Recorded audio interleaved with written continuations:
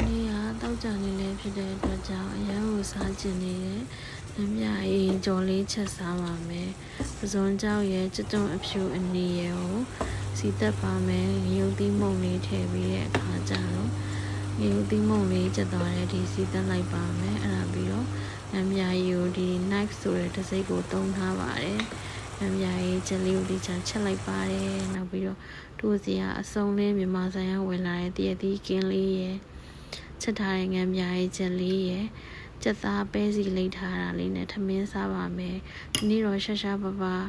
အိန္ဒိယဆိုင်ကနေပြီးတော့မှတန်းသလုံရွက်ရခဲ့တော့တန်းသလုံရွက်ဟင်းညိုလေးပါချက်ထားပါတယ်တို့စီအားလေးနဲ့ငံပြားရဲ့ချက်လေးနဲ့ကြက်သားပဲစီလိတ်လေးနဲ့ထမင်းကိုအားရပါရစားပါတယ်ထမင်းကိုစားကြပါဦးရှင်တရက်သီးရလဲ9လုံးကို